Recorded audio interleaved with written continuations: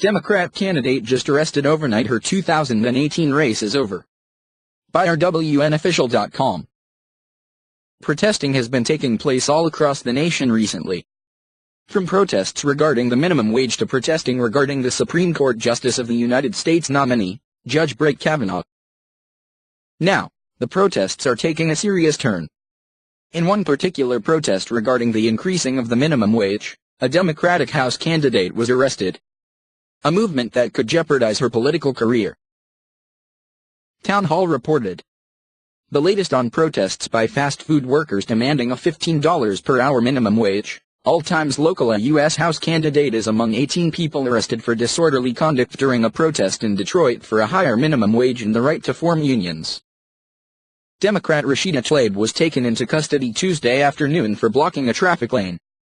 She faces candidates from the Green and Working Class parties for the 13th District House seat.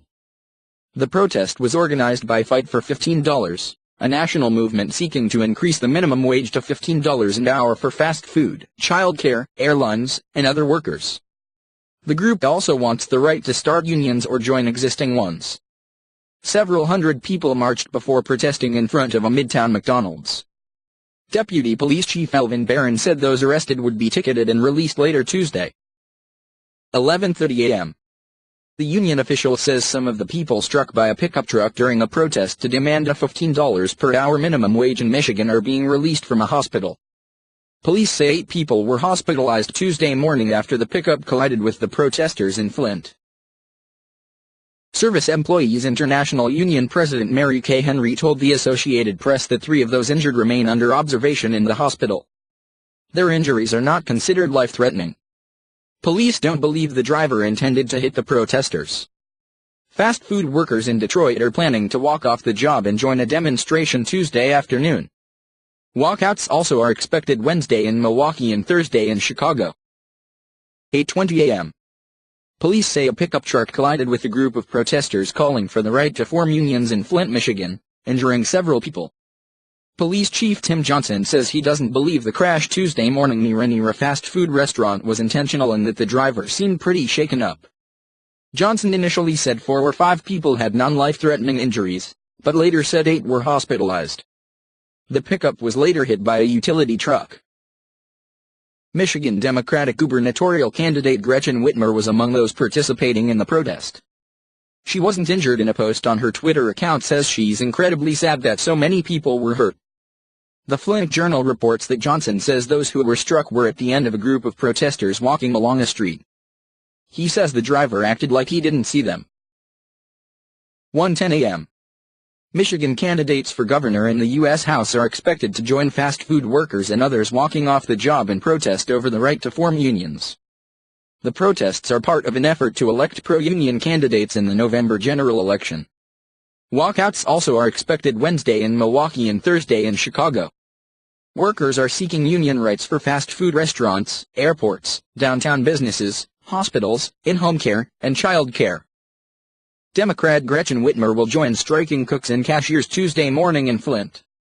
Whitmer and Michigan Attorney General Bill Schuette, a Republican, are battling for governor. Democrat Rashida Tlaib will join fast food workers Tuesday afternoon in Detroit. Tlaib faces candidates from the Green and Working Class parties for the 13th House seat.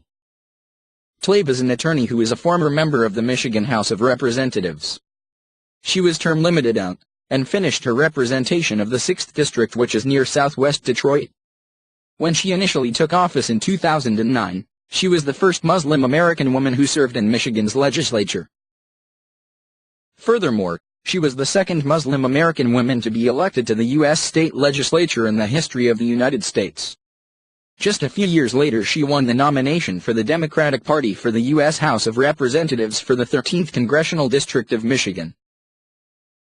For the general election, she is running unopposed, and as such, she is expected to become the first Muslim American woman in the U.S. Congress. Additionally, she is expected to be the first Palestinian American woman in Congress. As to be expected, she is an open member of the Democratic Socialists of America. Her political stances are not all that surprising considering her political affiliation. She supports Medicare for all and a minimum wage of $15 an hour. In regards to immigration, She supports abolishing the Immigration and Customs Enforcement (ICE) agency as well as allowing illegal immigrants to remain in the United States. Because of her ethnic ties to the Middle East, she opposed any military or financial aid to Israel and supports a one-state solution to the Israeli-Palestinian conflict. Moreover, she believes that Palestinians have the right to return and advocates for activists of the boycott. However, she later went back on her initial stance and said she supports a two-state solution and actually does advocate for aid to the Palestinian Authority in Israel. She said she is particularly supportive of funding projects that foster peace between the two states. Share if you agree candidates for office should not be protesting. Share if you think that protesting in these cases does not make a difference. Share if you would never protest.